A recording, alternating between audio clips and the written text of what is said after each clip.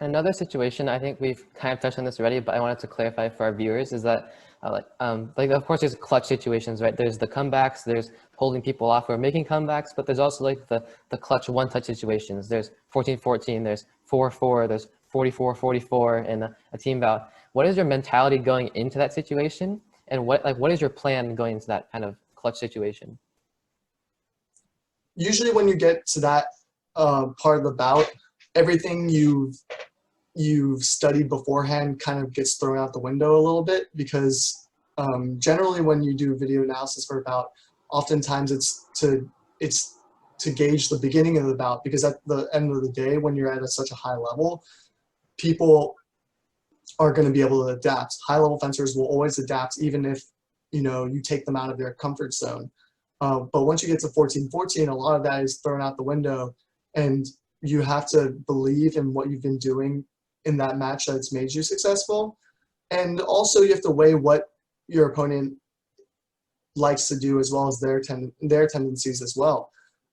My main thing going into 14-14 is that if I really believe in an action that I think has been working for me in the match, that they haven't found a counter for, that I believe will score me the touch, then I will wholeheartedly try and make that action happen.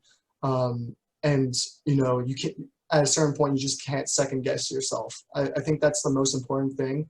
And no matter the advice I give, it all comes down to this, where you can't second guess yourself, because even if you make a mistake, you have to be able to, before you even think that, oh, I made a mistake, you have to figure out, a counter to that right away.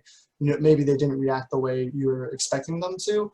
Well, sucks, but you gotta deal with the cards that you're dealt, right? So it's really not about not second guessing yourself and going out there. And I think that's why a lot of the American fencers have had a lot of success in 14-14 scenarios, especially in men's foil, is that you have a group of really talented fencers who really believe in their strategy, they believe in their fencing, and oftentimes when they get into those scenarios, they have an idea of the flow of the bout, and they're able to capitalize on either an opponent's mistake or an action that they've been successful doing throughout the whole match.